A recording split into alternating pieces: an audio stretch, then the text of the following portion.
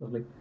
Hello, my name's Oscar, and I'm here exploring game economy design. I'm delighted to be joined by Tadhg. Tadhg, tell us about yourself and what you do, and a little bit about your background. Sure. My name's Tadhg Kelly. I'm from Dublin originally, all of 51 years ago at this point. I started out as a teenager. I was a D&D kid, very much so, and I kind of moved into sort of starting to create my own games when I was about like 16, 17, 18 years old, kind of that sort of time frame. A lot of kind of like little board game prototypes or like my own role-playing game scenarios, or I got very into live action role-playing sort of game sort of design for, yeah, right, when I was about like 19, 20 years old. I Yeah. famously like ran a whole big kind of vampire themed kind of LARP in Dublin in like 1991, 92. And from there I have worked friends of in. mine. I have a friend of mine who I think, was in that game as well, by the way. Oh, That really? you Oh, won't yeah. know. And actually, a lot that I used to do live action role playing with in the UK with Yeah, yeah, yeah. used to And go over to so that weird. show. That's all Yeah. one of my kind of things I keep saying to all my folks recently is all my friends apparently know my friends. So Mm. anyway, yeah, very much from that sort of scene. And actually, no, it was 93, not 91. Anyway, and then I got into sort of doing a lot of kind of sort of amateur level kind of game design like that sort of through the 90s. There's a whole convention scene in Ireland particularly where which still exists to this day, where through like university sort of game societies and stuff like that, like there's a scene of folks who kind of play a lot of actually quite original games quite a lot and make their own sort of games quite a fair bit. And so it's not usually kind of just sort of your kind of commercial kind of games that you'll get at like say British or American or that kind of sort of venues and stuff. There's a kind of a whole kind of Amdram sort of scene to it But almost. at that era, that's Mhm. exactly what I was doing over in the UK. Right, right. So Yeah, UK yeah. Gen Con, Right. folks like me and a friend of mine, Alex, various others, we were running exactly those same kind of game styles. Yeah, yeah. And, 40, 50 person LARPs that have to run through a 4 hour period and have a Sure. good ending Yeah. at the end of it. Yep, Which yep. This is me. Yep. incredibly formative. And I think, Yep. I mean, we're going to go into your commercial side in a bit as well. Right. Right. Um, I turned pro. but I'm really keen to take this segue.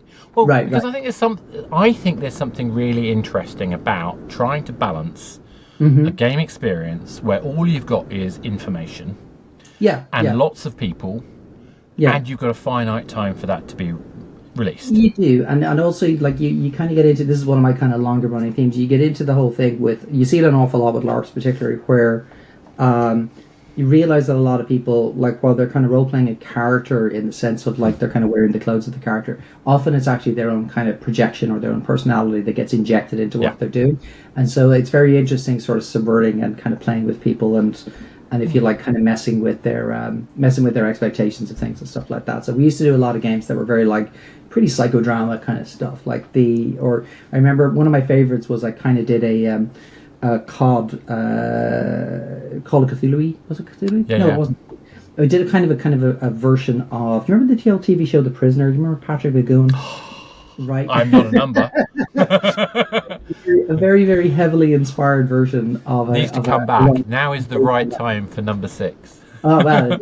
So in my game, for example, it was called the community rather than the village, and everybody I think had color names rather than numbers. So I was like Mr. Black, Nice. you're Mr. Purple, you're Mr. Red. Yep. It was also the time of Reservoir Dogs, so like Why we am all I Mr. Pink? right.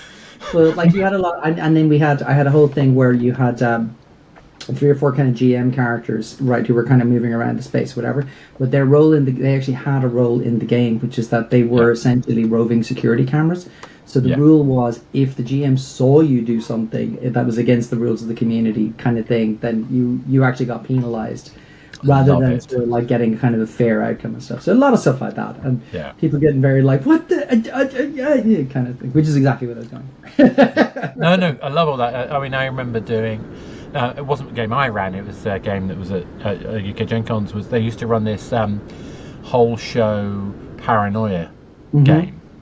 So you would be playing the paranoia game, and you would basically be hiding your paranoia badge. But if somebody else Right, playing paranoia saw that you were wearing the right, wrong colours, Right, on right, you at the same time, you could be right. killed in the game. It's so funny. It's so That's funny. it. Like so, a lot of that, Yeah. those kind of sort of quasi-social kind of dynamics, right? That was Yeah. actually where a lot of my kind of gaming kind of Mm. backgrounds actually started. And then the other thing I always say is my major influence from way back in the day is I had a phase where I went to university first to try and study to be an engineer, right? To learn how to build bridges and stuff, and I left that within about 2 years because I was no good at it at all. And I, but it also was the time when I discovered all of this kind of con society stuff, and like so, college Yeah. was educational, but not like officially. Yeah. Um, and I had a kind of a 2 year period before I went back to uni in the mid 90s where I did my English and history degree, which I got a lot more out of. But in the intervening time, I worked at a game store. So like I worked at a. Do you remember Game? I don't know if they're still around, but they were a bit like Electronics Boutique or Virgin or like that sort Yeah. of stuff in the 90s, like Yeah. a Yeah. Yeah. little video games. Game only recently kind of. I think it's completely closed, but I mean Has I it? might be Yeah, wrong. yeah, I don't know. I can't remember. I know there's no longer one in my hometown. yeah, They yeah. went through a phase where they tried to set up esports locations at some Right, stores recently. right, You know, right, right. but Yeah, yeah, yeah, yeah. I and let's not suppose. get you started because there was a dispute over the name game.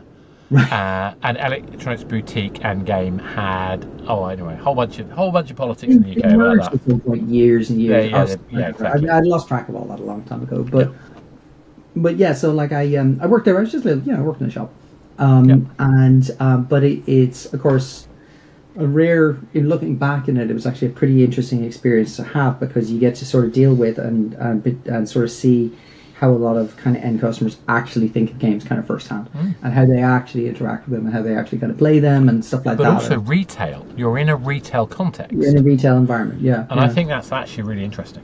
Yeah, and so like just sort of those two things, like if you like the pillars of things that sort of where I kind of came from was on the one hand doing amateur kind of board gamey, LARPy kind of stuff, and then on the other hand is like working with just punters, essentially trying to kind of understand them and kind of seeing how they kind of think and all that kind of thing. Yeah, And I know it sounds weird because it's literally just like working in a shop, but at the same time, it's like actually. All life experience kind of helps somewhere along the line, you know what I mean? Everything kind of helps you form somewhere. So. I even think I was a waiter at Butlins.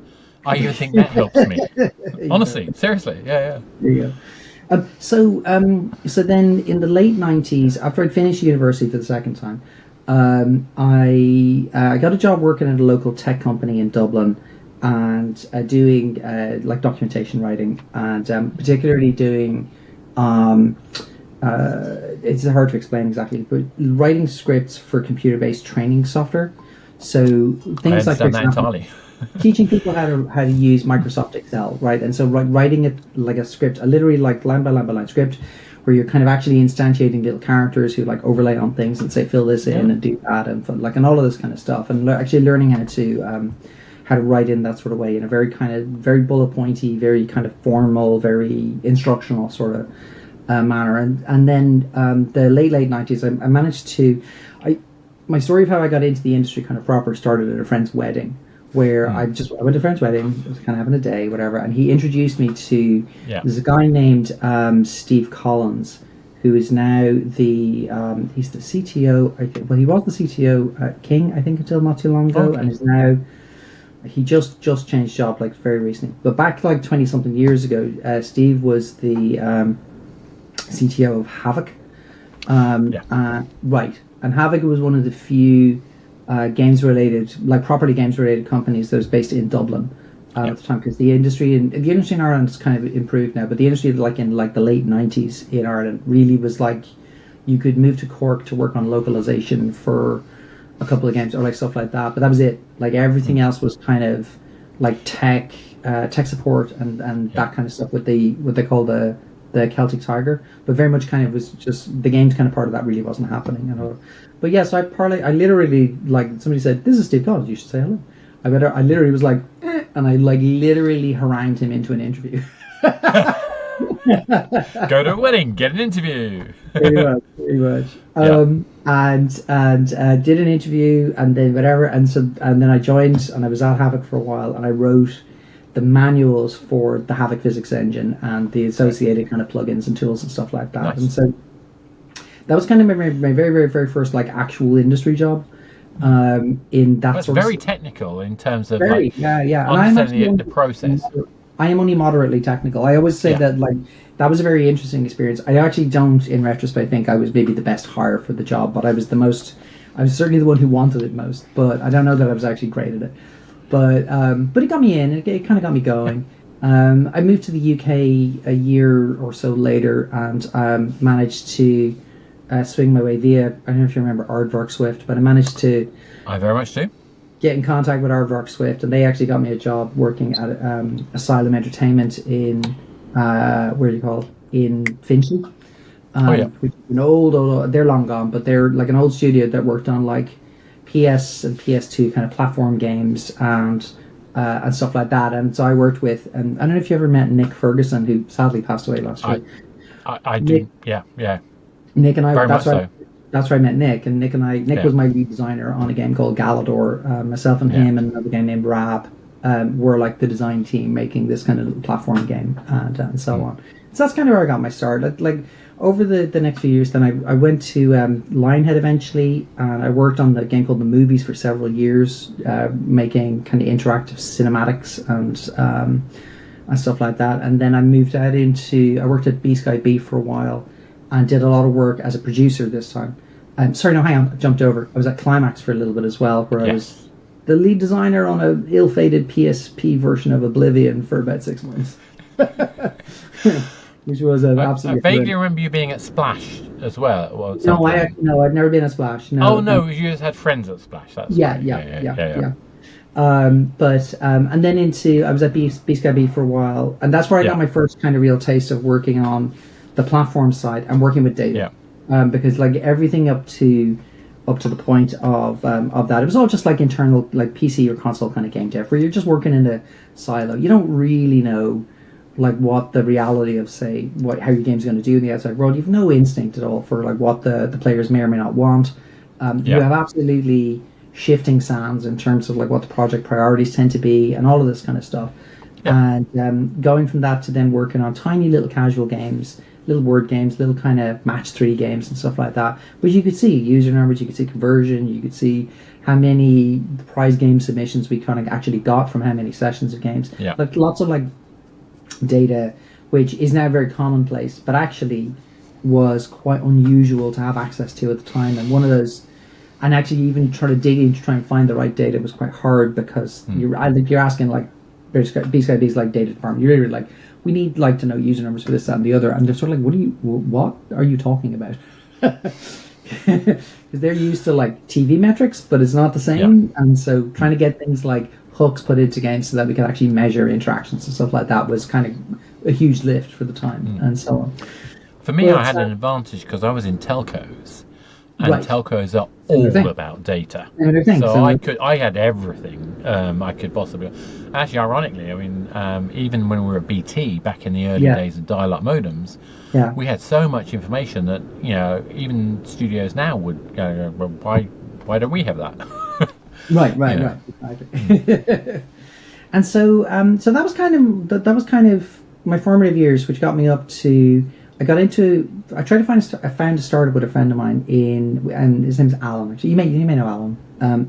But he and I tried to get into this startup in I think it was 2008. It was actually around about the same time as the financial crisis hit. So we had unfortunate timing in terms of like trying to be fundraising and stuff like that. But we had noticed there was this whole surge of weird gaming stuff going on Facebook. Yes, 2007-ish. Yeah. We've been paying attention to it for a little bit. We've been watching the likes of Zynga and Playfish. Actually, 2007, I was at a mobile game conference called Game Forum, and Christian Segaslari came out and said, "I've seen the future." Right. And that's when he set up Playfish. You said Playfish, exactly. So like we were a little later on that, but it was just like it was literally just two of us quitting our jobs, trying to put together a little bit of money, going out, trying to get a little bit of financing, building some prototypes, trying to learn a lot about like how this whole kind of thing seemed to work. We noticed, obviously, it was a lot of kind of stuff like every game in the early days of Facebook was all essentially like a PHP freaking form. Yeah. But stuff like that, and trying to build sort of initial prototypes. We were not successful. It was very, very difficult. It was much more difficult than we realized it would be to finance because the climate had soured overnight, and we continually had conversations with people where they were like, "I can't believe these user numbers. These are incredible. Oh my god!" But also, the fund that I had in the back of my pocket that I was about to give you guys just literally disappeared yesterday. So, like that happened over and over and over. You say about you not being successful in that time period. There was another company at that very time, who Right. was not successful. And they had a Right. game called Gunshine. Right. Okay. And possibly the best talk I've ever seen at GDC. Well, there are two. There's one Yeah. by a guy called Florence from Wuga who talked about Jelly Smash, but the other one was Ilkka Pannanen Yeah. talking Oh, yeah. about the failure of Gunshine Yeah. and how they were going to go on and make two games. One of them was called Heyday, the other one was called Clash of Clans. Right. Exactly. And yeah, but so why I mention that is because I think the period you're talking about is incredibly formative. Yes. And I think actually essential to understanding the change in the success story that's happened in mobile. Completely, because like all of the lessons that people were like very, very quickly learning in the Facebook sort of side of things, literally jumped like hook, line, and sinker into mobile as soon as they possibly could, and particularly after Apple turned on the App Store and everybody sort of was like, well, wait a second, and they turned on the ability to do IAP, which would actually happen on the platform side and didn't involve the forest of weird. Well, yeah, the forest of like billing solutions and weird, like remember how payment in Facebook days was kind of like, I don't want to touch any of this because it's all janky. Super janky sort of stuff. It's funny for me because I joke, but Christian and Ilka were providing games for me back in the old days at 3, about 2003 era, right. And we put in-app purchase in that era. Oh, interesting. Okay, yeah. No one ever had done before in a mobile game. But we did it badly. We did it as renting the game, and it's only in hindsight that I realised that could have been done. So many things could have been done with it. Like back in the kind of middle 2000s as well, like all that purchase experience stuff, you usually involved a lot of things like premium text messages and stuff like that, and it was just kind of like I got rid of all that. That's why, for example, all of our like Activate. We had like, I think in a lot of games you could get like a free level or two, and then there was like a paywall, and then it was basically you're paying for time, and like the conversion rates were like 3, 4, 5%, that sort of area, because it all involved your cable box actually making a phone call, like all that craziness, and you know, a lot of people would just be like, what am I doing? kind of stuff. But yeah, but he was like definitely sort of seeing all that kind of jump into mobile. Like that all started to happen 2008, 2009, and like where at first you had like the surge of just premium apps that people would buy, the Angry Birdses of this world. Like over time, you could really see that much more kind of essentially Facebook game ideas were like slowly kind of taking over. So like Clash of Clans is a really good example, right? Or Candy Crush is a really good example, or like tons of games where by about 2012 or so, you just had a lot of very well funded outfits that were deploying reasonably decent games with an awful lot of commercial backing and an awful lot of, if you like, in place structure to be able to measure and optimize and build out and test, and we all got used to saying the words A/B testing and like and all that. I'd also argue that a lot of those same teams had gone through the pain of the Java era. They worked out the use case of an interaction on a small screen, and the dynamics of a connected experience like a Facebook. Put the two together, and that's why you've got these powerhouses. I think there were a reasonable number of devs, for example, who had come out of trying to make games for DS and Wii. Who also had kind of learned an awful lot of like, well, hang on, like what is this brain training stuff that people are actually really excited about? What are these little weird sports games that suddenly everybody's buying a console for, but they're not quote unquote video games? Or like there was a whole kind of raft of stuff happening from about kind of 2005, 2006, where like there were a lot of developers just in and around the area who were either new to the space, like came from the outside in, and therefore didn't have a lot of preconceived stuff, if like in the back of their minds.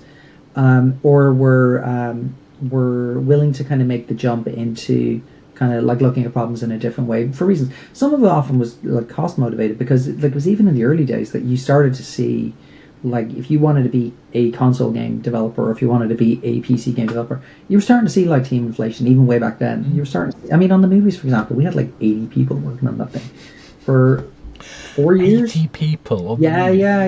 It Like was a people resounding success, which very few people remember. So I being mean, I mean, I no, actually quite enjoyed it. I mean, I had a friend of mine who worked on it as well, right. you know, it was one of those games which, you know, I think is a pivotal example of it's amazing. The thing that sounds like a good idea doesn't Right. always convert. Doesn't quite pan out. Yeah, that's true. Yeah, That's true. There's a lot in particularly in the movies. There was a lot in well because we were essentially this was like a lot of kind of Lionhead stuff sort of in those years where they were often trying to maybe take two or three like completely separate game types and kind of fusion them together in a way to yeah, find something new. And we were definitely trying to do that. So like we had yeah, on the one hand what was essentially kind of a Sims movie star like look after kind of game. We had a kind of a business sim kind of build your studio and financials and blah blah blah blah. And then we had this whole mode of like actually using the two of those things together to then make your own machinima. And yeah, the machinima part was I think the most innovative part. That's the part that I got to work on. So of course I'm going to say that. yeah. No, But no, I agree. like actually sort of getting those things to kind of triangulate together was very very tough. And so And I'd argue 10 years too early, at oh least. yeah. Like we were before. I think YouTube had just launched. I think when we launched, Yeah, or like things like that. There was a lot of like, what's this website type stuff. We had like some. We did have a website that you could export like your movie clips onto, but it was yeah, I it was remember. some like Windows Media. I can't even remember. Kind of But stuff. the point I suppose we're talking about here is that there's a long Yeah, history of this evolutionary process that yeah, we've been able to observe from the mhm, earliest days of kind of like online connectivity being right, added to computer games and the yeah, distribution channel changing and it becoming much more immediate, particularly peaked around the sort of right, Facebook era. Then right, mobile takes that right. baton much further forward. Yeah, And I'd completely. even argue that my time at Unity showed that that the role of the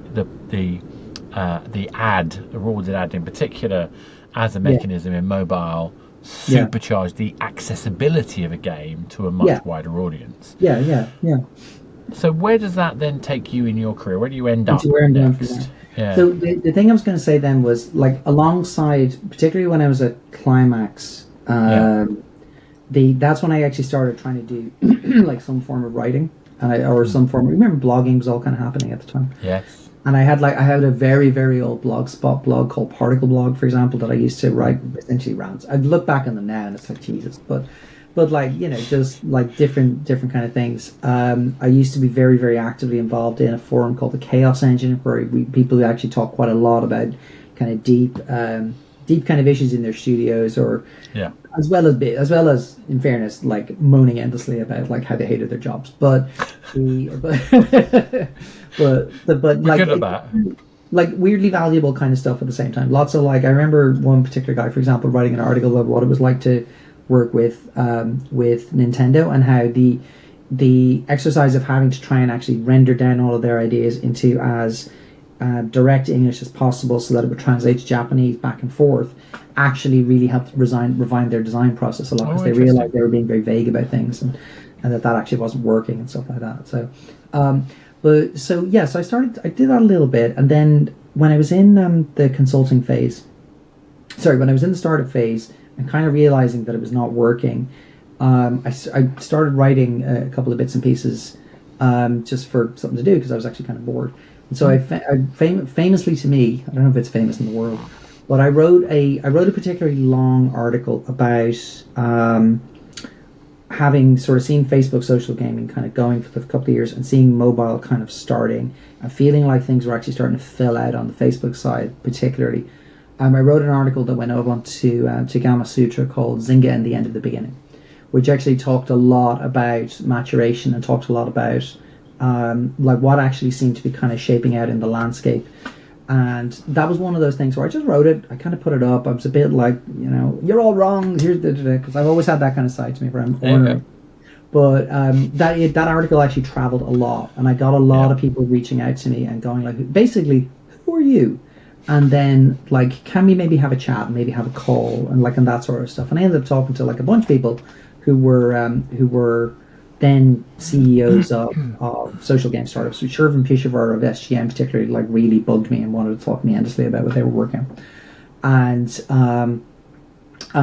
a crowd in the UK who had a game portal that like had a whole bunch of games on it reached out to me particularly and wanted to get some consulting work kind of done. And I started to twig that maybe there was something to this kind of like actually being quite visible and actually talking about your stuff, and that actually there seemed to be a lot of different people in the game space now that I actually didn't know particularly well because I come from a fairly classic background, and that actually there was a lot of kind of stuff going on essentially. Yeah. So I slowly doubled down into that. So it was a while later that I founded What Games Are, which is my more famous kind of blog. And I wrote endlessly for What Games Are for about like 3 or 4 years. I got a column at Edge magazine for a while, and I got a column at TechCrunch and a couple of other bits and pieces sites, and I became kind of known for, if you want an opinion, I'll have one kind of thing. But like a lot of stuff like that, and some of the stuff that I wrote particularly, I got very, rather than just kind of industry commentary, my whole kind of obsession was always getting very into the depth of the theory of why things work, and the like why do things kind of seem to sort of come together. Yeah, that's the bit that I always loved about What Games Are. That was the stuff that I really bit into. I have literally been promising myself for 5 years that I'm going to restart it. So maybe I'll put a Substack together over Christmas. Well, you were going to write a book at one point as well, but that's another thing. I still have the draft of that somewhere. I've had a very busy few years, and it's been hard to it's been hard to settle down and find the time, to be honest. Indeed. But yeah, so I wrote like a fair few kind of articles that were kind of big, deep theory pieces of one sort or another. So like very much kind of trying to engage with, say, the kind of things that like say Jesse Schell or Ralph Koster or a variety of folks in that sort of space, or like Eric Zimmerman, Katie Zaylen's kind of book. A lot of those kinds of folks were Ian Bogus. I ended up like yelling back and forth on Twitter entertainingly for a bit over some stuff. Ian's always fun. Yeah, and so like I talked about, for example, how a couple of key examples. One was there's an article that I wrote which broke out what are the different types of resources that exist in a game economy or should exist in a game economy, which was called Currency and Other Resources. I wrote an article. You actually, I think, cited this in your previous book, where I talked about the free-to-play triangle, where I talked about like different kinds of transactions and how you actually kind of need to make sure that you reserved a game pinch point rather than just kind of taxing everything. I wrote a thing called The Four Lenses of Game Making, which talked an awful lot about, because at the time everybody used to sort of have this kind of framework, very left-right framework in their mind, of like that games are either very systems-based or very story-based, and never the twain should meet. And I wrote this whole kind of piece where I was like, that's not true, actually. It's more like a kind of a quadrant graph. And that the quadrant graph is really more between, say, emergence and experience and abstraction versus realism, I think. I can't remember, to be honest. It's been years since I looked at it. But that kind of thing. And actually laying out particularly that there was a whole kind of corner of the game development space that was emerging in behavioral game design, which a lot of mobile games now use and is actually very, if you like, conventional, and which a lot of, but also like a lot of casino games use, but also a lot of gamification uses, but like, and education-driven gaming and all that sort of stuff, that they're actually all very behavioural and how they think. It's funny you mentioned gambling and kind of this whole kind of procedural process is, I think, whilst I would never want to do gambling, I did once work on a gambling project, and I don't want to do it again. It's not my thing at all. I learnt so much by going through that process about paying attention to the user, which you wouldn't associate naturally. But the level of customer care that goes into gambling-based product is huge. That's correct. And I think we can all learn from paying attention to those sort of things. I've actually worked for. I'm not super familiar with the gambling world, but I've worked for a couple of companies in that space. So I did a mini project with Paddy Power like 12, 15 years ago, and where they were working on. I don't actually even remember exactly what the hell we even called it, but we were working on something to do with like figuring out like different kinds of gamification that they could apply, I think, to some of their more classic games. And I actually quietly learned quite a lot about the behavior of players in the kind of casino space, and a lot of things I didn't know. that really kind of surprised me. And then the other one was when I moved to the US, the company I worked for the first year that I was here, Jawfish Games. Yeah. All of those guys were poker guys. So like they all came from the background of particularly poker, maybe a little bit of a side of other games kind of from that kind of casino space.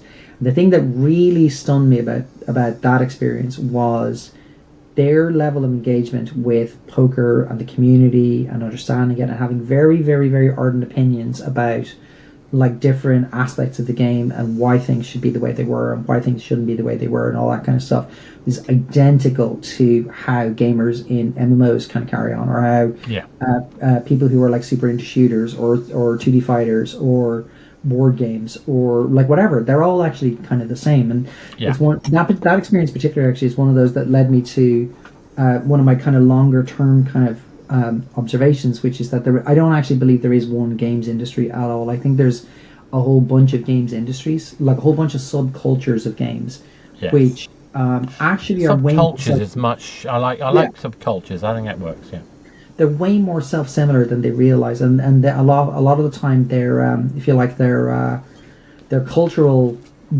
touchstones of war between one another, or like disdain for one another, or that sort of stuff. They usually don't realize that they actually all have like exactly the same ideas, that they have the same freaking thought processes, that they're actually doing the same things, but they just all, for language reasons, for like, you know, where I hang out kind of reasons, or which social network I like kind of reasons, or like that kind of stuff. They all think that they're the games industry and everybody else is faking it, type of stuff. So.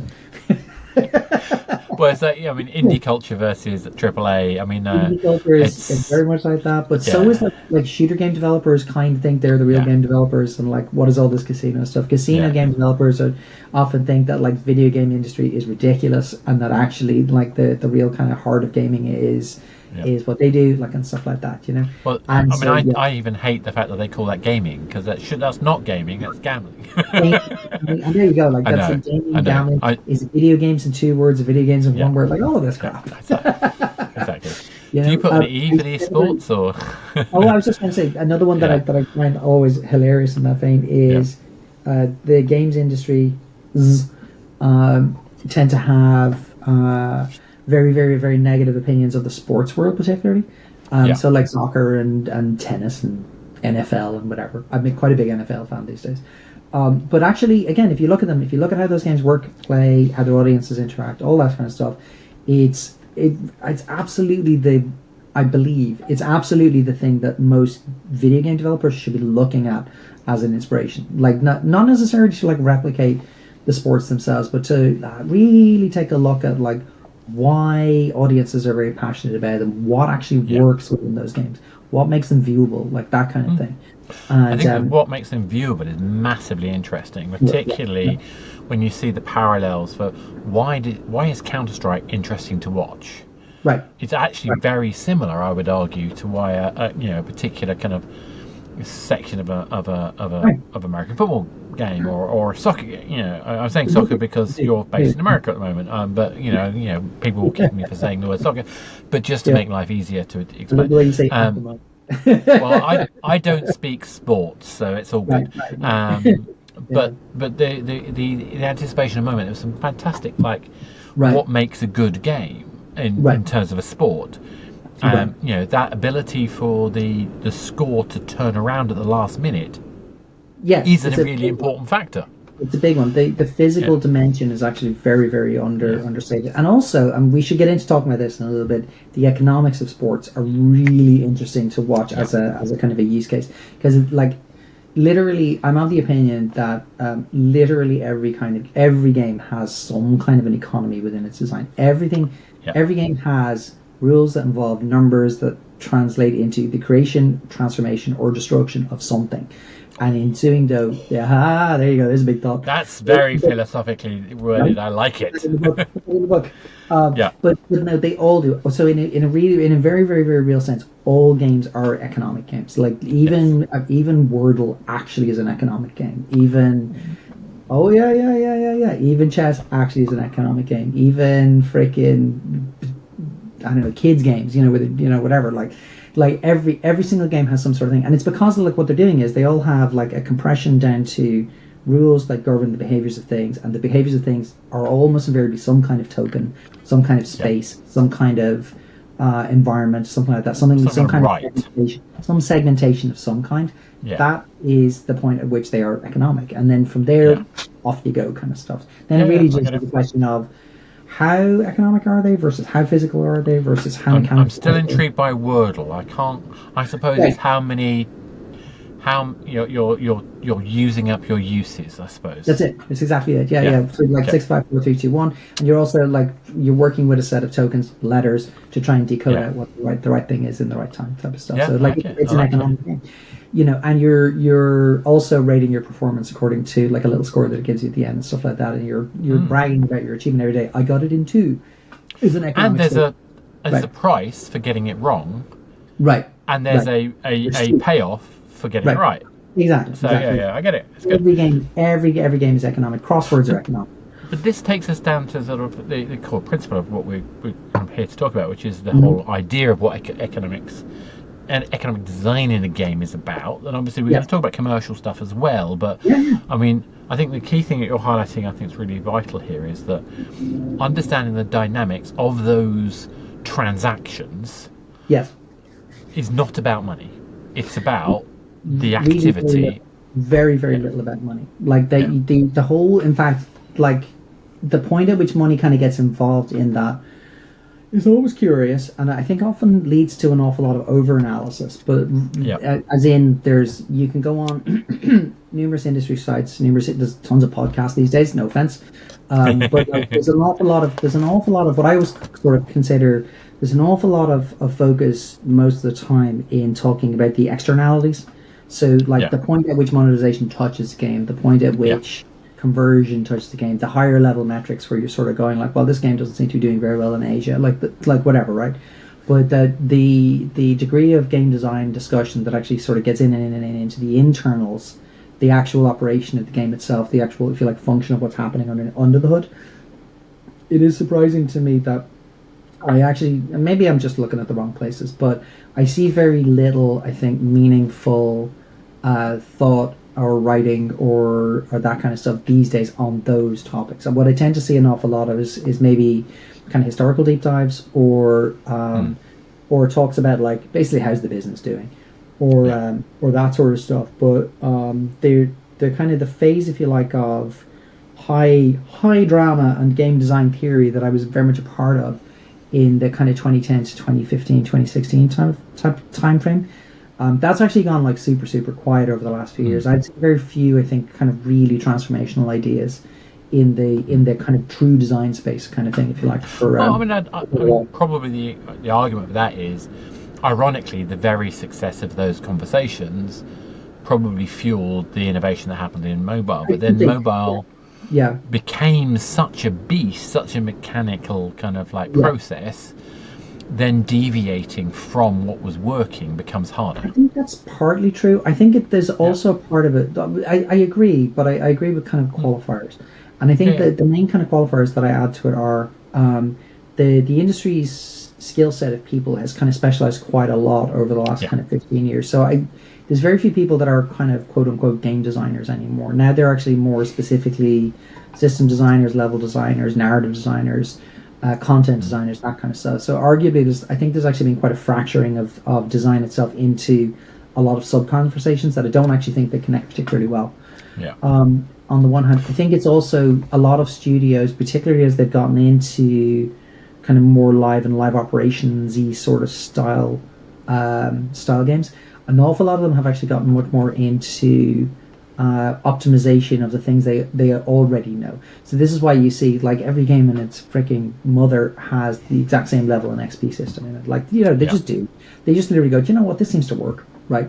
Or an awful lot of games will have the same currency setup, or an awful lot of games will have very similar sets of mechanics, like it's planting, or it's sorting, or it's swapping, or it's whatever, and they'll have very, very similar progression sort of setups. So like, the number of games that you see that have like, I'm on a journey and I'm going through a path and I unlock a level and I find a treasure chest, like there's a huge amount of kind of just self-similarity, and that actually follows most other forms of games. There's an awful lot of the same thing happens in sports all the time, where you get for example penalty rules like go from one sport to another, or like scoring structures Well, go from one sport to another, or TV and things. film, it's the same. Sure, storytelling, I And, guess, is the same. But and even AAA games, I would oh yeah, argue, yeah, yeah, yeah, we've fallen absolutely. into the rut of that process, Absolutely, arguably. absolutely. They tend to have a lot of kind of very self-similar sort of kind of structures, and so maybe there's a degree of it's not solved exactly, but maybe there's a degree of like good enough that has kind of Yeah. come in and allowed a lot of studios to go, well, we really want to focus actually on how to deliver it rather And than I think that creates a lot of pressure against innovation because yeah, sometimes, innovation is risk. And the sometimes, bigger the industry's got, the more that risk. And I right, think that's why I'm so keen on engaging with indie teams, and to my detriment, I would argue to yeah. some extent, because I find the space there is still interested in having. Well, not always. Some Often is I, interested. I Yeah. think you see the thing is like indie game developers are just as prone, I think, to using other games and inspiration sources as Yeah. I don't know if you use the same term over in the UK, but in the US, devs always call them comps. So like it's basically using a game as a kind of a comparison to Oh, sort I of see. work Yeah. off of against, or like using a kind of a genre king maybe to kind of set the template for what you're going to do. The joke I always says is because everybody hates writing game design documents. Everybody hates having to formalize their ideas. I write amazing game design. Let me tell you, man, beautiful game design. Yeah. But like a lot of the like the instinct to kind of just get to development or that kind of stuff leads a lot of studios to basically use like genre leaders as their game design documents. So Yeah. they'll look at like who's the king in my space, right? What are the Yeah. features that are in there, right? What does it kind of need to do, right? And then how do I kind of innovate from there, right? Yeah. And you see that repeat like all over the place. Like you see it in mobile endlessly. The number of developers that get funded and build essentially clone titles in the mobile space is enormous, Enormous. even though most of them have no hope of ever succeeding. And the Yeah. same thing happens a lot in a lot of the Web3 kind of guys actually are falling into the same trap very rapidly. Like I know, but like nevertheless, right? I work with Yeah. everybody, so Look, I like mean, a lot of them are falling into the exact same kind I of get it. thinking. I get it. Where there are some people out there doing Web3 who are making actual games, and I'm going to talk about Totally, blockchain totally, yeah, in the book at some point, because right, whilst I've had a bad, I've had not bad experience. I haven't had great experiences with working with blockchain folks. That's just right, one of those things. right. I'm not anti, and actually, I designed a game that was the first game Apple approved that was blockchain in Oh, it. right, yeah, Didn't succeed as a game for other yeah, reasons. That's yeah, going to another time. But I want to kind of double back, because I think all this is really important. And like you say, that we do get ourselves into these kind of frameworks, and the risk factors do inhibit our ability to be innovative and all that kind of right, stuff. But I think one of the things I want to go back to is in your draft, which I was very privileged to get to read. Of that book, you talk about what is a designer, and you were talking mm, earlier about that we have become very kind of segmented in. So extremely. I wonder if we're coming back to this principle of like, do we actually know what a designer is? I think the very very short answer to that is no, but I think the other, if you like, slightly more kind of fun answer to that is like we never really have Yeah, that, like in exactly. the sense of like the games industry always I think struggles to settle on a common language when it comes to like what is design practice, what is design, and some of that is because a lot of people who come to that space come to it from very different sets of thought. So like people who actually are very motivated about the idea that games are like the next evolution of narrative, or the next evolution of experience, or that they're Yeah, psychological kind of simulators, or that they're kind of engines for physics, or like whatever it happens to be. That tends to be their lens, as Jesse Shell would say. That's their lens, and from there, then their sense of what is game design, it's like tends to sort of move outward from that rather than kind of being particularly holistic or that kind of stuff. I think guys like yourself and myself, like we're very lucky, to be honest, that because we've sort of bipped and bopped across a lot of different kinds of developers and teams and situations and stuff like that, we have that unusual perspective of actually seeing how everybody is the same, yeah, but that actually they all have different terminology, different books they've read, different influences, and that they often have a degree of certainty, if you like, around what it is they think they're doing, which may or may not be right.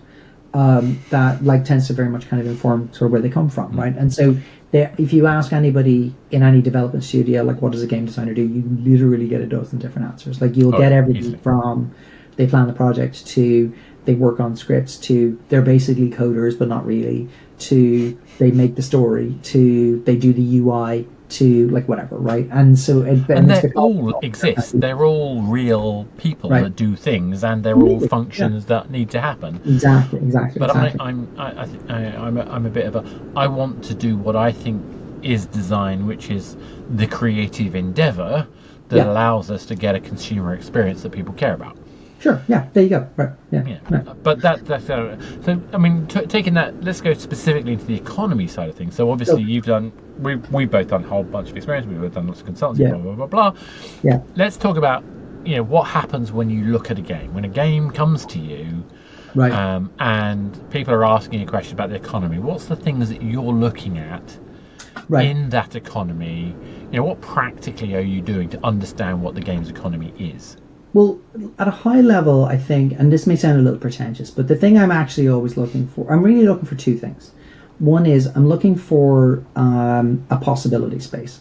So, and by that I mean, are there enough kind of things within how the economy of the game is set up to generate a variety of like kind of interesting outcomes, right? Yeah, And particularly interesting outcomes that a player can actually kind of influence or can kind of have meaningful impact on, or that sort of stuff, right? That's very important because what I often see an awful lot, for example, from folks who are working on games is maybe their economy might have like a series of like small nodules of like bits of systems that kind of interplay with each other, but there's no real kind of cross between them. There's no actual kind of germination, if you like, sort of between them on the one hand. Or what I see an awful lot is developers who like maybe have actually put a lot of work into sort of setting up several systems, but not really realizing that what they've actually done is set up the same system 3 or 4 times. Like, so class, for example, is you see this all the time with developers who like put multiple currencies into their games, but they are all the same thing. They're all actually doing the same thing, and they're actually essentially denominations of one another. But they yeah, don't see it because it's like we spent months working on their dual stuff, and then we are doing all this like whatever, and you're like, yeah, but they're the same game. Like, you've literally made the yeah. same thing 3 ways. And there isn't actually a game between them. It's just kind of like, which one do I jump into, right? And they've Or often that, duplicated some process, or they've right, changed. They've got some inconsistency in the right, playing language, which is the thing that annoys me the most when I see those right, things. right, It's right. like the inconsistency in like, how I Yeah, get that versus that. Why and why should I exactly. care? I mean, I'm okay if there's inconsistency if there's a reason to care about that Right, inconsistency. But when I exactly. look at it, I go, yeah, reasons. Yeah. Exactly, exactly. So that's kind of one. And then the other major thing that I look for is whether the resulting kind of system, if you like, that emerges, the resulting possibility space, is itchy. And that's my own personal term. that's not Itchy. Now, by the that's way, not accurate. I So need to use possibility space more. It's such a lovely way of describing it. right. I So keep forgetting I to guess use what I'm it. looking Love for it. is I'm looking for an itchy space. Itchy space. Okay. Yeah. Tell me more about your itchiness. I That's feel what I we know where you're going, itchy but spaces. let's give So me right. your definition. So what that is so we often talk in game development about like whether your game has a hook, right? Yeah. Whether it's got like some kind of outwardly visible, compelling kind of element that makes you go, okay, yeah, yeah, I kind of get what that is, right? But what we often miss with games that maybe have a very visible hook is that the player's actual role then in performing or being a part of or get engaging with that hook may not actually kind of follow through. And that's what I often call the player's job. So, like, rather than like say their role, like I'm the hero or I'm the protagonist or whatever, I often think of games in terms of like, am I a manager? Am I a sorter? Am I a killer of things? Am I a warrior? Am I jumping up and down on stuff? Like what am I actually kind of doing? And does that role, if you like, or that job rather, does that job actually have, if you like, a certain kind of compelling quality to it? Something that people maybe relate to, maybe from their real lives, or something that just kind of psychologically makes them like interested in continuing or like that sort of stuff, right? So for me, calling a game itchy is mixing its hook with the job and element particularly, whether those two things Okay. actually form together into a scenario or So situation, something like that. The players go like, I really want to scratch that, yeah, right? exactly. Yeah. So it's that itch that I must scratch. Yeah, I think that's a good way of putting it. I mean, I have to talk about hot dog economics, which is the thing that I think Dan Ariely talked about in Predictably Mm-hmm. Irrational. The idea of the imbalance being as Right. important as the balance. Yes, yeah, But yeah. I think you kind of really grasp something there with this. I've got to want to do it. I've got to not just want to do it, but it's like it's got to annoy me if I haven't done it. It's almost like I need to. Is Yeah, the thing. It's one of the things I think why match three games are so enduringly popular. For example, is I think there is something at a very root level that people, when they see a disordered space, they just have a kind of a need to sort it, like to clean it up, like cleaning up my office, which is always a mess, like or that sort of stuff. That there's something about that kind of situation where like finding, if you like, an elegant pattern or finding an elegant cleanliness to things is innately compelling. I think the same is true of slot machines. I think the same is true of yeah, word games. yeah, I yeah. think the same is true of a lot of kind of stuff like that.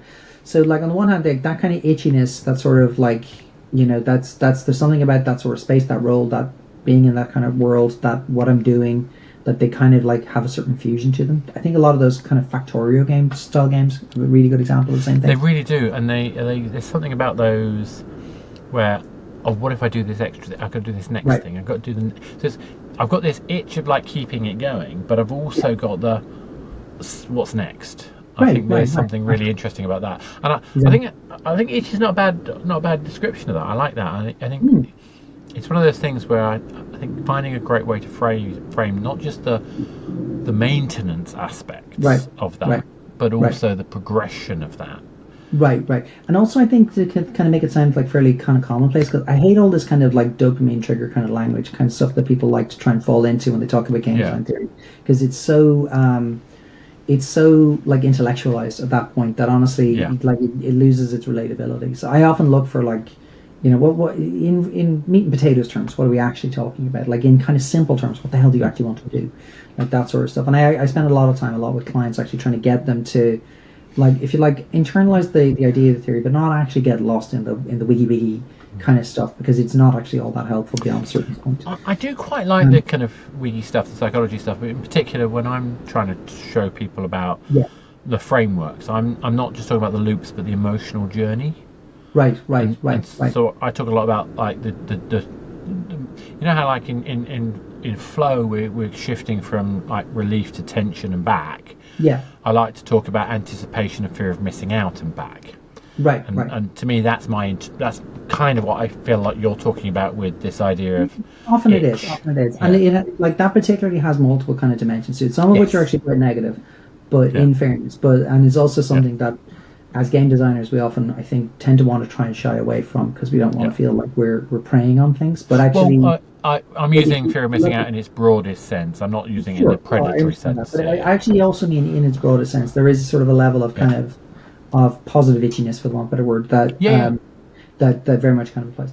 So that was Yeah. kind of but the possibility space then is I think that's where the economics aspect particularly starts to kind of come in. So that's where you get like whether there's enough space for kind of interesting outcomes, where there's enough space to get like maybe you get beyond the initial what I'm doing in the game, and like, how do I master like the Twitch aspect or stuff like that, Mm. and I really start to think tactically, and I start to Mm. think strategically, and I start to think in terms of follow through, and I start to experiment, and I start to try and figure out, if I do this with that, do I get the outcome that I think I should get, or is there some arbitrary game rule that kind of comes up and sort of denies it, or it just doesn't, or do I break the game, suddenly realizing if I just go like A to C rather than A to B, Yeah. suddenly actually kind of causes everything to fall apart and stuff like that. So That's the in that possibility. context, Hmm. what does thinking strategically versus thinking tactically Right. what does that actually mean in practice? So for me, I think tactical tends to mean things that I physically do, if you like, on my next turn, next stuff, next action sort of Yeah. thing.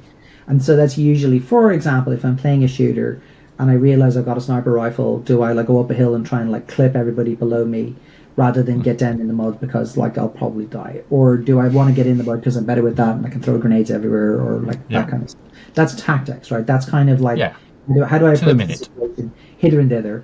Yeah. Go back to Wordle for a sec. What's a tactic? A classic tactic that I ran across playing Wordle very early was, what two words do I know, like early on, that contain as many vowels as possible, and I just play them Yeah. out to sort of see what then kind of pops, and then I use that information to try and then solve the puzzle. Right, so Yeah. that's tactics, right? Strategy is where I start then taking that information and started thinking a lot about, economically particularly, how can I then optimize what I'm doing, and how can I achieve a much broader kind of outcome? So that's where I get into, for example, things like efficient leveling, or I get into things like understanding how I can, maybe unlock all the resources that I need earlier. I start looking for like heavy optimization paths. I start conceiving of, for example, realizing how the AIs in a game behave, the NPCs or whatever. Yeah. I start really kind of gaming around what I think their behavior actually is, and then like using that actually very intentionally as a part of my kind of tactical kind of framework. And I don't just mean kind of like, oh, if I go over here, they kind of run that way. I actually mean like spending time going, well, this, like how they move, how they talk, like how, like whatever. And so that's where the game becomes, that's where a game becomes much more strategic. And so the idea of the possibility space is that it have enough within it to either A, actually satisfy that need, or B, appear to satisfy that need, right? Yeah. So for like a good example would be going back to casino stuff for a second. There's a lot of games in casino that are actually not that deep, not that actually deep, with a lot of bells and whistles and reward dings and ping bongs and all that kind of stuff. They maybe convey the impression of being very deep, and that's enough to kind of like reinforce my kind of itchiness to want to kind of play back and forth. I started to believe that there's a solution to what I'm doing.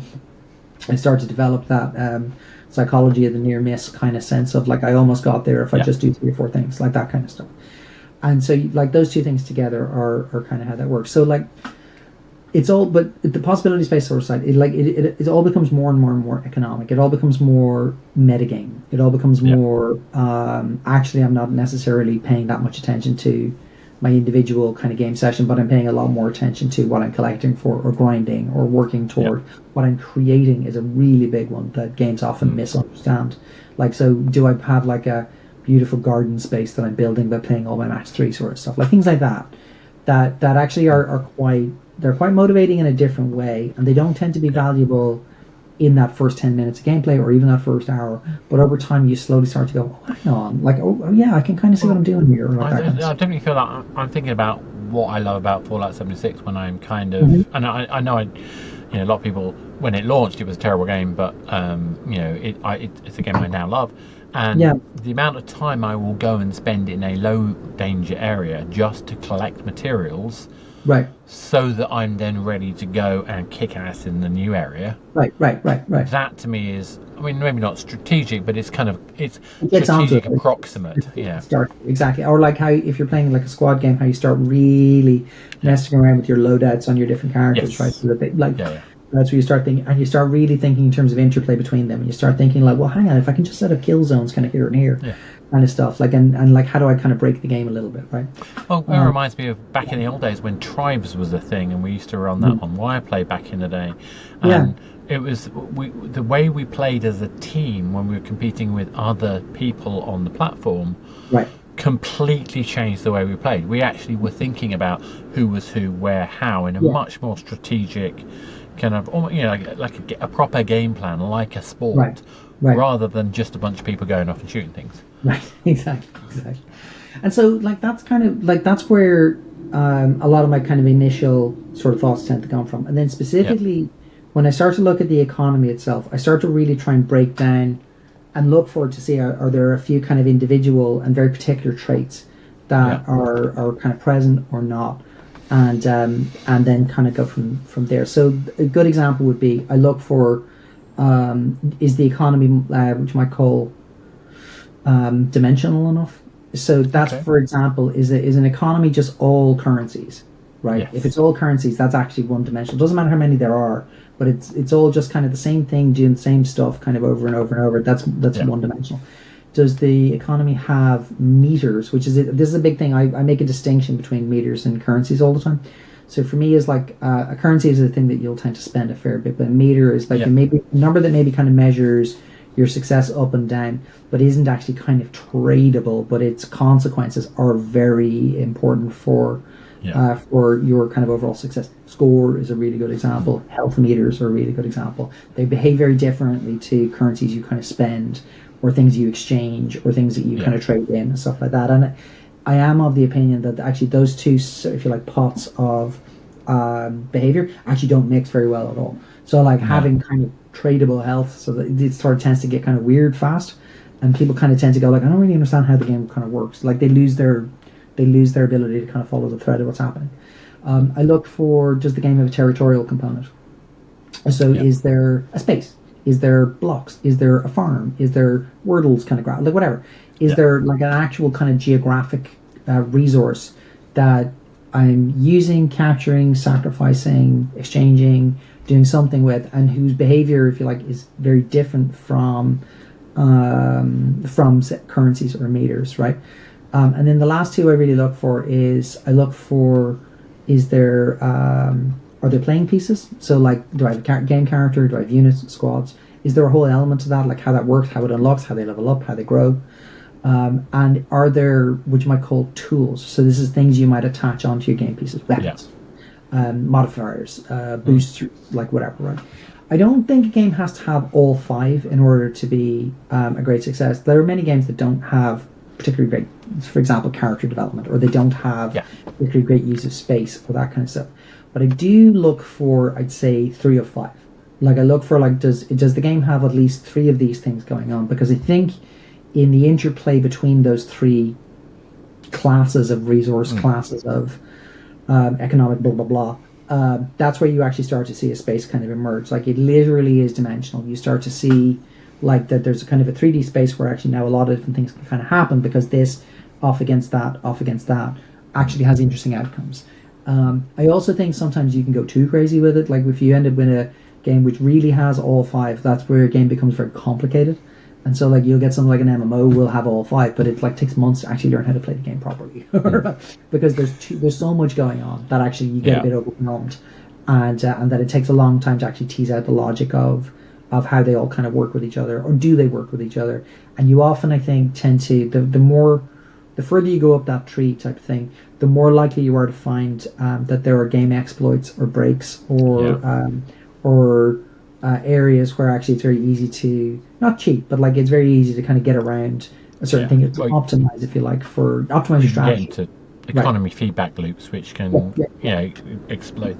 I think it's really interesting, particularly because this is such a different way of describing the kind of a way that I look at economy, but I can absolutely see the overlaps. So, for example, I'll talk about exchange, I'll talk about utilities, I'll talk about kind of subsistence and stuff like that, which are not the same way. They're not the same lens you're coming from, but they perform an interesting kind of different way of looking at the same problem.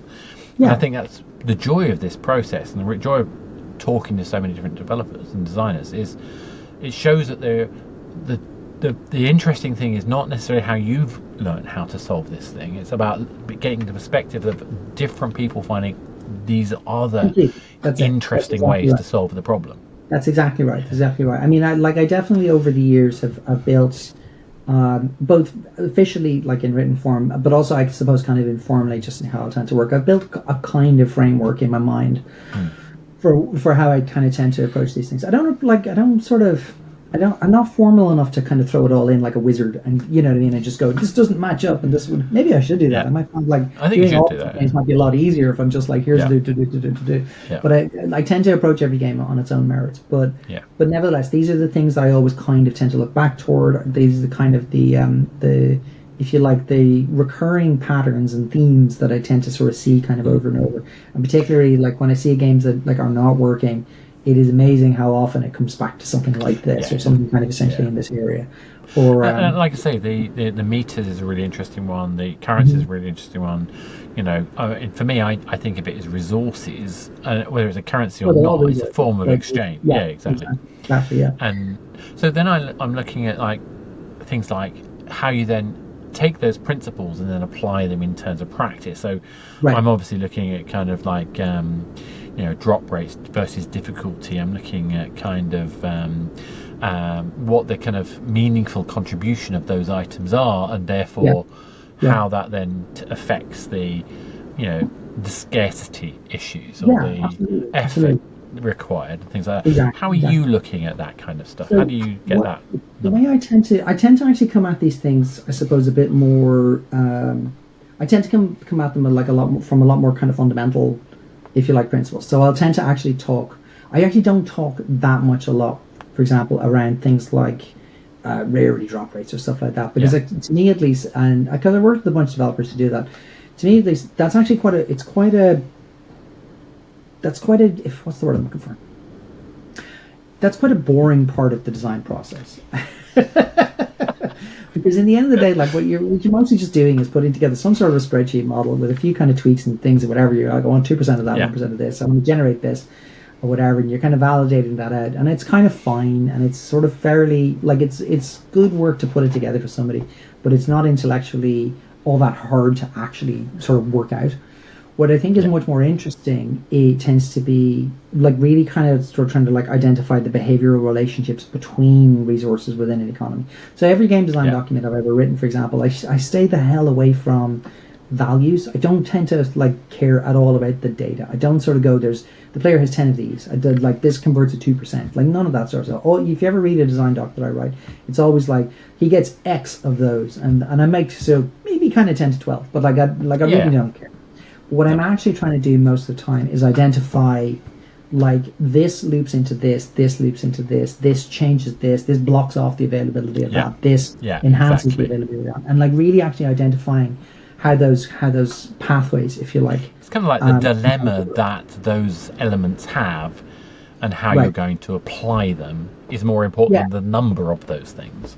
That's it. And like really kind of trying to understand, like then can I identify a consistent logic that the player actually can kind of start to Yeah. grok after a while? Is there a consistency in how things are kind of behaving that actually makes the likely development of that system more easy for developers to maybe do a first pass on, or to do a playable version of, or that kind of stuff? Are there ways to kind of make sure that, if you like, that it's efficient, right? And so I look a lot at those kinds of things, and try and understand like how they kind of pan out, or how they'll kind of play out, or stuff like that. Basically, like so a lot of my kind of method will tend to be sort of fairly kind of down in the structure of things, and then kind of trying to identify like why and how things kind of seem to be working, or like what seems to be missing, or why does it feel like something kind of like taps out after only a few minutes, or how easy was it for me to break something, that kind of stuff. Yeah. So in that process, I mean, do you end up putting a number in and just trying it and seeing what happens, or do you, Yeah, sometimes later, like if we really get into like the implementation of things, then it's like there's a certain phase in dev where like you have a kind of a wide open, if you like, uncertainty around like what values of things are supposed to be, or what the balance of the game is supposed to be, or like any of that sort of stuff. Yeah. And there's actually a degree of like you shouldn't care about those things at a certain point, because you're actually getting in your own way. Yeah, you're getting in your own way, exactly. Yeah, but like later, like when the team is down the tracks quite a ways, like it's not really very productive at a certain point to then go, do you know what we should do is totally change the game economy. Yeah. Because what you're basically saying is, let's reboot the entire project and start again, kind of stuff, because the game we're making is now going to go off in this direction, type stuff. Yeah. So it depends on where I'm involved in the process. Right? I mean, I find it kind of interesting, because I'm obviously often trying to work out what's broken in the game, and so I will, I've ended up, I become a spreadsheet junkie very quickly. Oh, you have yeah, but I tend to brute force that process. So I will essentially lockstep this is what could happen. This is the likelihood of this. Therefore, this is the next thing that happens. But I find that deeply unsatisfying, and feel like there must be better ways of doing it. Yeah, but I still come back to the same approach. Yeah, as much as they're great tools. Yeah. Sorry, go on. Yeah. No, I'm just saying, as much as there are great tools like the machinations of this world out there, I often find that I spend more time trying to work out how to use the tool than I do actually finding it useful. I mean, it's useful, but it's like, hopefully you understand where I'm going. It's like, it's interesting, it's useful, but the problem itself is more deeper than that in some ways. Very much so. Yeah. And a lot of the times, like there can be a point where you do, as I was joking about it earlier, but I actually mean it. There can be a point where you realize you are just kind of rearranging the deck chairs. That like if the game structurally has something just missing or wrong, or just doesn't follow through particularly well, or there just isn't enough oomph, for the want of a better word, in the background, or in the in what it's kind of doing and how it's kind of set up or that kind of stuff, then you can optimize till you're blue in the face. You're not actually going to meaningfully move the needle. You're not actually going to like see an outsized kind of shift in performance or player interest or review scores or wherever it is you're measuring your success by.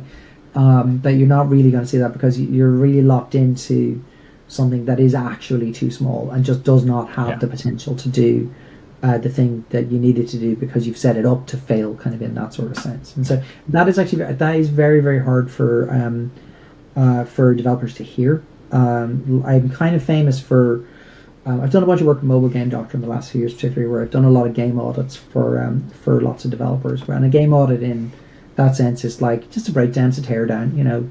What is this? Like, what are we seeing? That kind of stuff. And I'm kind of infamous within the MGD halls for being just brutal because I invariably, like, I'm kind of going through stuff and I'm just like, this whole system is absolute trash. Yeah. Right? Or like there's a whole area of your game that actually has potential that you've completely missed while you've been focusing on all this other stuff that's not going to change anything for you. Or that kind of stuff. And I tend to write these again, goes back to my Havoc days, I tend to write these very formalized, bullet point driven breakdowns of this needs to work like this needs to work like that, this is work like that, and I make a lot of clients, like, not cry, but they certainly seem very depressed. I find I've been in that situation more often than not. I mean, it typically is, especially when it's people and you respect and you want to do the right thing by them, because you have to be brutally honest, don't you? Correct. I think in the long run it does help. It's just sometimes it can be tough being the guy who's like sort of seen as being high atop the hill kind of stuff, and then going like, no, you're totally wrong. What have you done? Why did you do this? Like, really, like, can you, why did you spend this money making this? Like, this is insane type stuff, right? Yeah. And like it can be I think it can be kind of unpleasant for some people, but honestly it can be kind of an eye-opening wake-up call. I think the more we take external critique like that, the better we get at our jobs. Right. And so, as painful as it is, I think it's still, it's still really worthwhile. And so the process that Ella and I, my business partners and I, go through when I'm writing it, because I enjoy doing design stuff, but I have to admit my design documents on their own would not be as good as they are when Ella and I sit there and she tells me, but that doesn't mean anything. And I have to explain it, and I have to then keep explaining it, because she's not a designer. She's not thinking in systems in the same way. I mean, she can, but she's not thinking in the same kind of system. She's not as deeply immersed in it. Yes, absolutely. And she's very good at asking the dumb question intentionally. Right. I'm not saying anything, there. She is incredibly good at working out what the dumb question should be to ask, and that's a massive talent to have. So I feel very lucky that I've got that sounding board that forces me to make a better document. Exactly.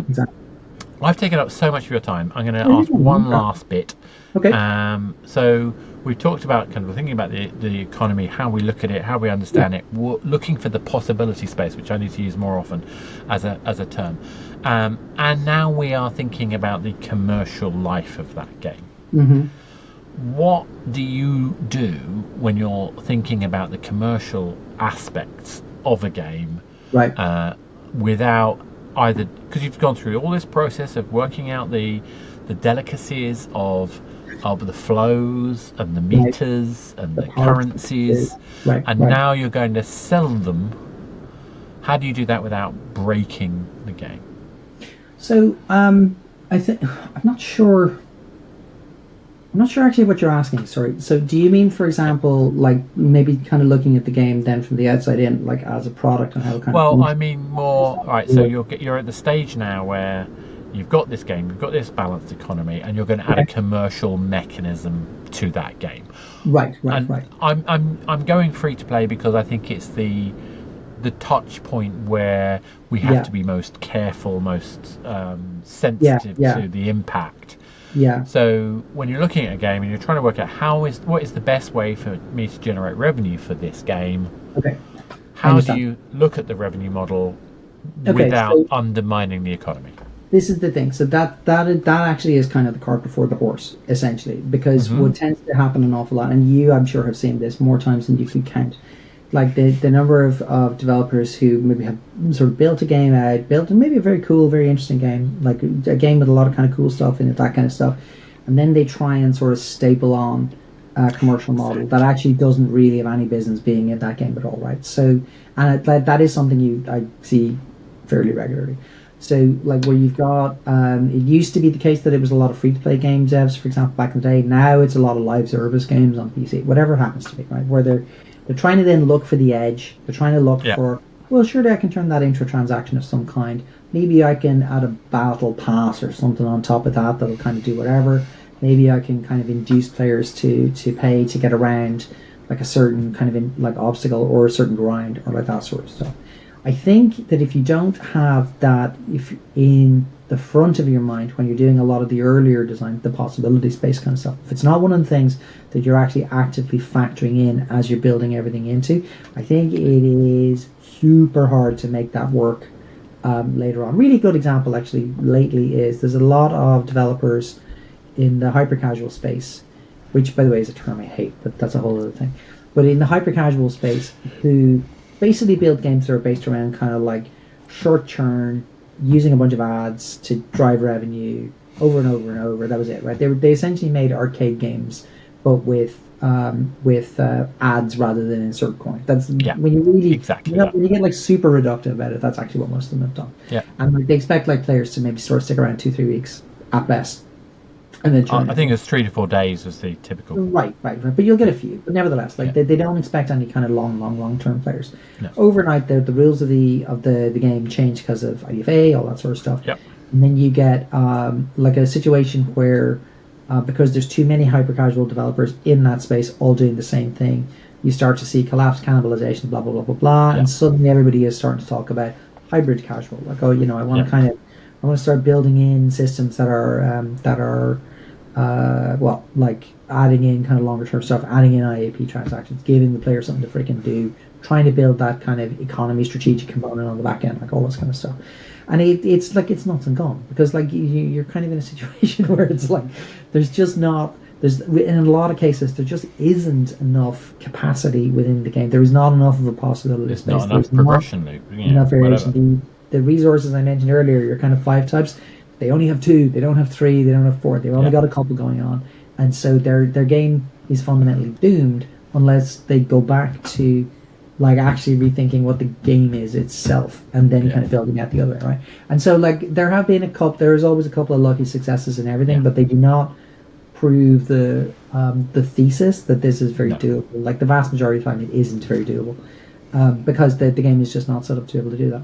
So that's kind of my answer. It's like actually kind of coming at a game, like if you're going to have a game that's like say heavily live service based, for example, one of the big mistakes that you can make very early on is to spend all this time building out your mechanics and your progression and your systems and your stuff in isolation, like an old school video game developer in 2004. And then later come to the problem of, right, how do we connect players to get like into this, and how do we make it make sense? It doesn't make any sense, likely, and you're going to end up probably having to like freaking undo everything or a lot of what you did and reformat it and reclassify and re-understand what problem you're now actually sort of solving or like that kind of stuff. Figuring out, is it still itchy? Like all of that sort of stuff. And then sort of going at the thing again. And I've seen a couple of devs that have sort of fallen into that trap. Over the last couple of years, particularly, and so like that, it's a big part of it is like just at what point you bring this kind of thinking in, right? You can't restaple it on very like later on with any great success. I think it's also true. A lot of developers, depending on their lens, they often have an intrinsic sense of what they think they want to do in this space anyway. Yeah. A good example is indie developers are basically assuming that their game goes on Steam and they're going to sell it for a price. And so then grand. And then maybe they take it to mobile or something later on, and then that's a whole other conversation. But they usually have this kind of instinctive implied, they're not even saying it, but it's like down in their soul. This is the marketplace they understand they're actually going to be in, right? Console game developers, similar thing, but they understand that they're trying to make something that's worth $60 or $70 or whatever it is a console game costs now. Yeah. And so they actually tend to front load like trailerable value and like high fidelity and viscerality and stuff like that, very physical kind of mechanics. And so it's because they're assuming that that's the model that they're going to work with. Free to play game developers in mobile, it's not the same innovation in the behavioral space anymore. It's all kind of playbooked and stuff now for a lot of people. But they also similarly, if they're coming at it honestly, they have an instinctive assumption that what they're actually trying to do is sell a battle pass or sell a pack of coins or sell a lucky spinner or provide an like those kinds of things, and that fundamentally actually shapes where their game I feel like is allowed to go and what it's kind of allowed to be and stuff. So Web3 guys are the same. One of the reasons why a lot of Web3 projects are so goddamn weird is that they all came from the basis of being speculation games from the beginning. So it's all kind of tradability of currencies and then trying to understand, like, is there even a game in that? Like, is there a way to kind of quote unquote add gameplay kind of stuff? Exactly. And in many cases the answer is actually no. But in many cases it's because their fundamental assumption of economics has kind of informed how everything they've kind of thought about.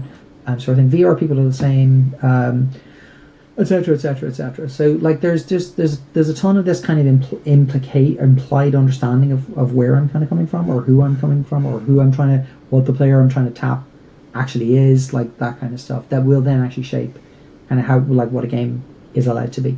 Trying to sort of then just kind of go, I have a game in mind or whatever, and then I will pick a platform later, or I will pick a market later, or that sort of stuff. Yeah, there be dragons. So that's what not to do. Yeah.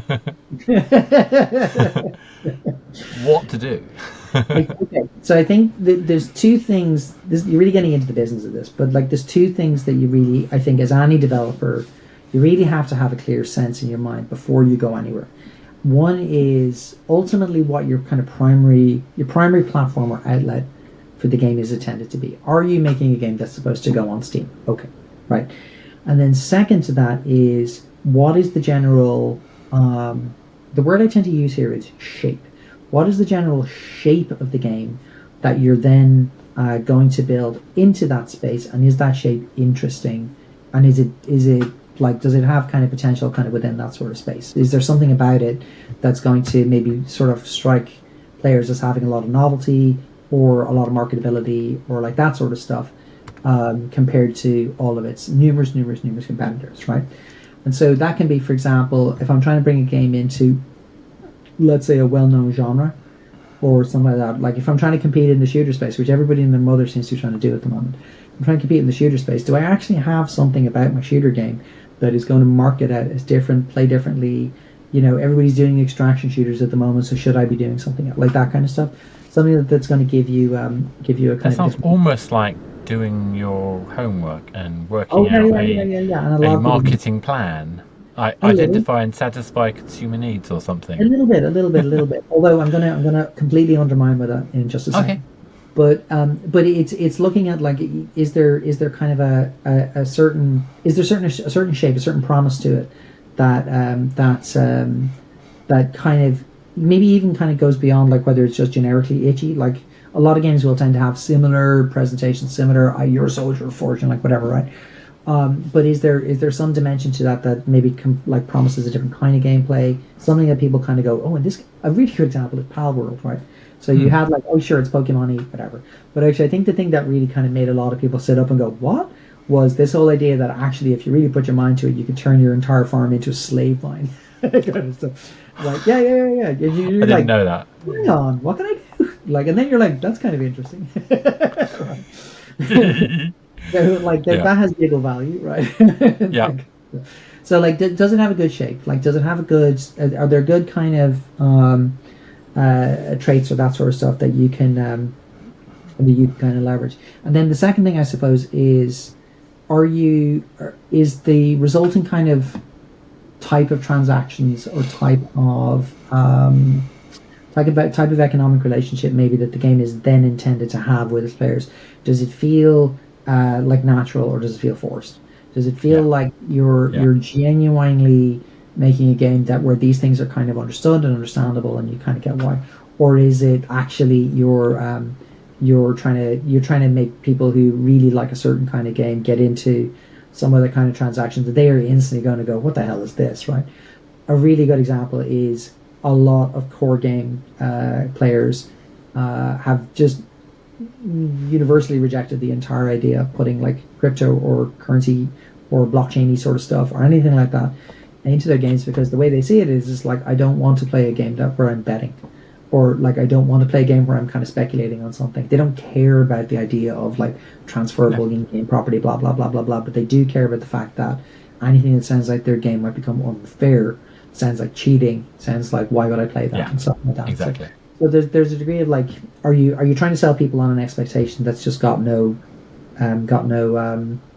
just not going to fly? Do you know what I mean? Yeah. So, I mean, again, understanding the audience and what satisfies them. I mean, for sure, yeah. And again, thinking it a little fundamentally, like, why is it that would be the case? Not just kind of like, oh, they don't seem to like this, but maybe like type of stuff. It's more, they really don't seem to like this whole idea because apparently it feels like it compromises what the game is to them, or that sort of stuff. And when you can really sort of synthesize those things out, that really helps inform what's actually a more positive direction. I think half the time we have people complaining about the ethics of a game's monetization model is quite often that the development of that monetization model is at odds with that expectation.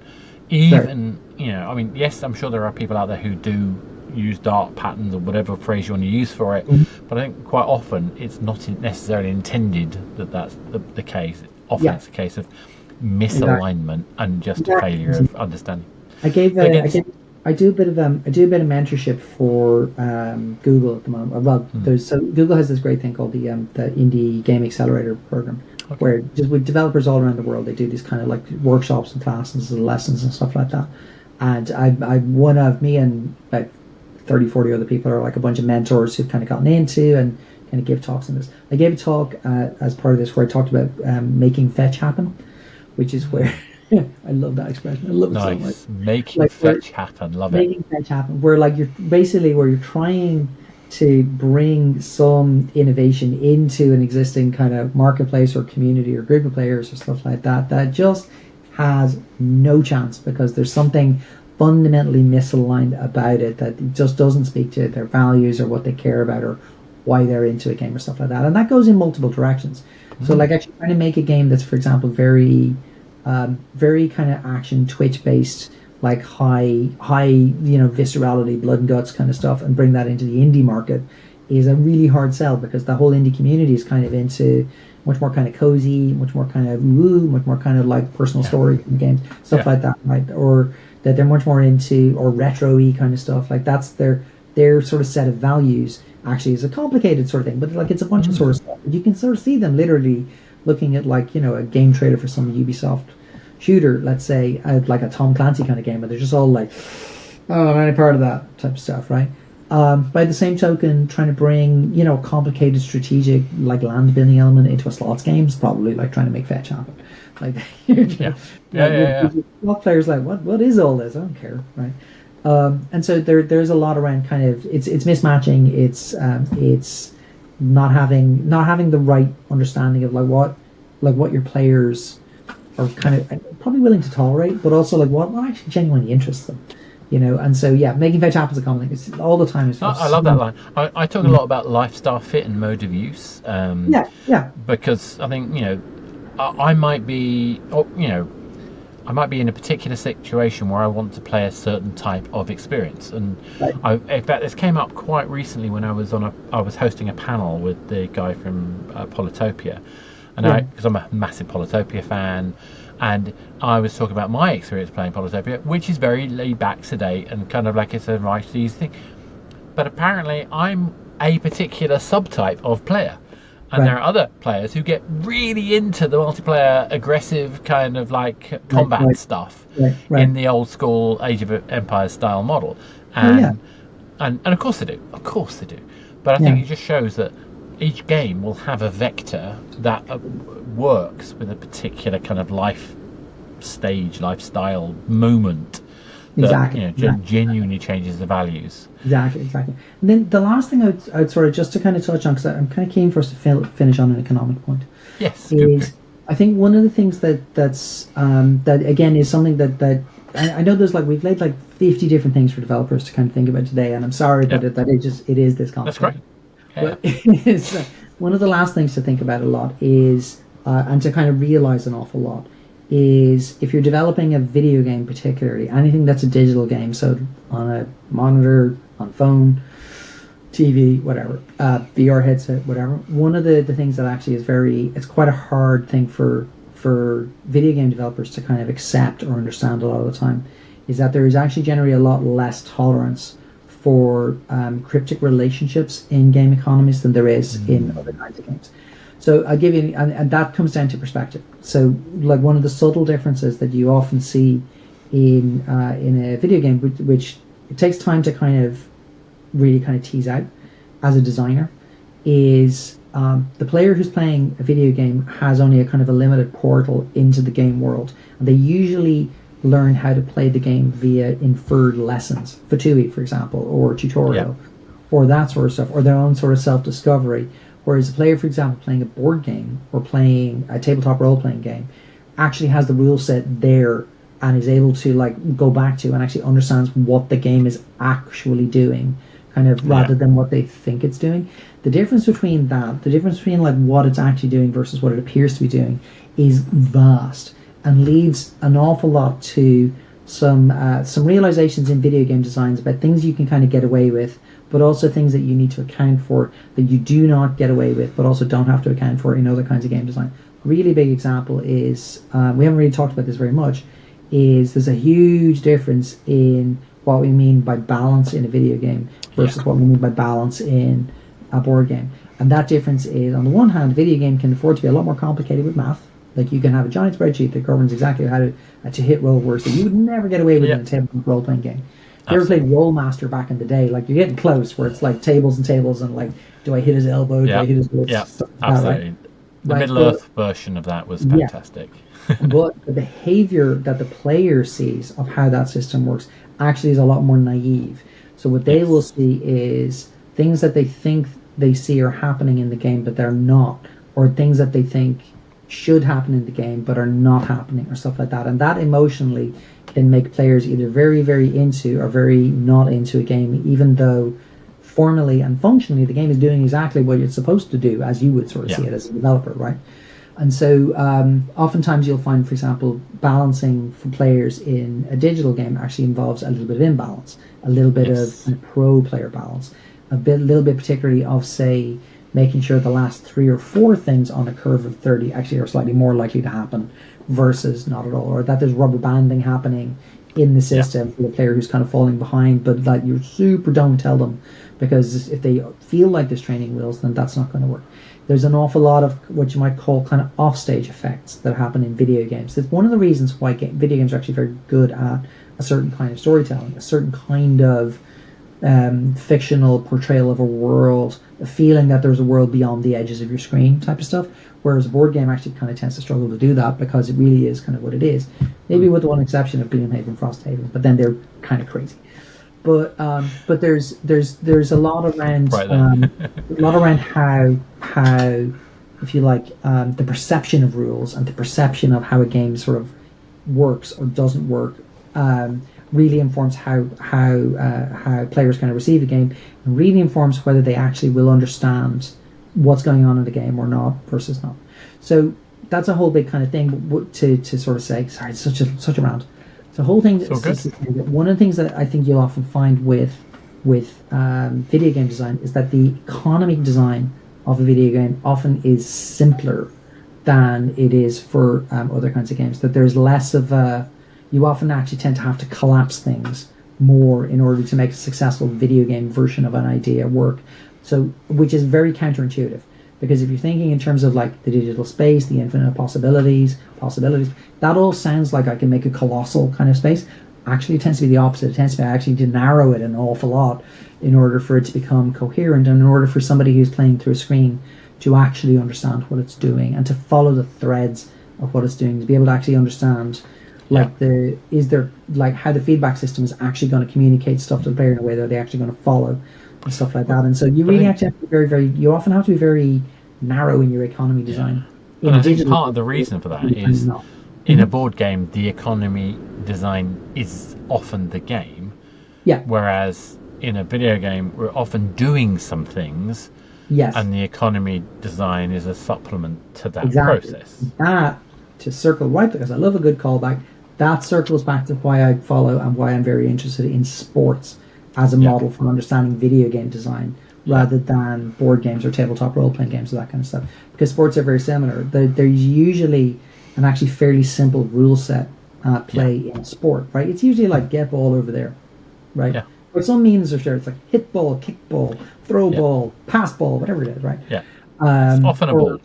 yeah, throw javelin, like whatever, right?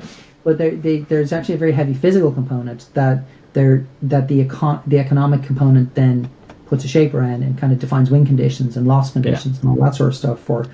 like Whereas, distance, time, yeah, a yeah, specific location to put ball. yeah, exactly, exactly. So like a good example is if I was playing multiplayer Halo, like it's actually a Yeah, sport. Like I'm running around in physical, blah blah blah, bullets and stuff. There wouldn't really be a lot of room, I think, to then throw like a complicated matching kind of swapping mechanic into to merge stuff or like stuff no, like that. Where I'd like Halo Infinite kind of reached the limit of that, I think, where it kind of gets a bit like, what is going on? A lot of the time when you're playing that game, like there's a lot of like, why am I here? What am I doing this for? And stuff like that. And yeah, you're unlocking stuff, but it's right at the edge of, if you like, what's kind of tolerable for I think for a game that's got what's yeah. actually I think cross-border. some games that do this quite well are by having it in the downtime, in the kind of prep Hmm. space. Right. Separating, having clarity between what's session versus Yeah, what's getting ready for session or that's post right. session. That's right. So you'll And I have think, like a lot of them will have like it's essentially a multimodal structure where you'll yeah, have like I'm in kind of buildy mode yeah, versus I'm in shooty mode, I'm yeah, in level uppy mode, or like whatever. yeah. And And that the player is actually often kind of pushed from one to the other, so that the separate rule set that they're dealing with at any given time is actually quite small. and generally, I try and think of that as like this: that you've got the core loop, the thing that we do in the game, and you've got the progression loop, which is where those sorts of things Hmm. can happen. Right. And the point for me is that you've still got to think about the emotional journey of the player and the satisfaction of that loop in itself, Sure. of Yep. its own value. And Right. if you're going to have economic elements in there as well, then they've got to be complementary, and they're going to be Yeah. dealing with the utility, things that people care about.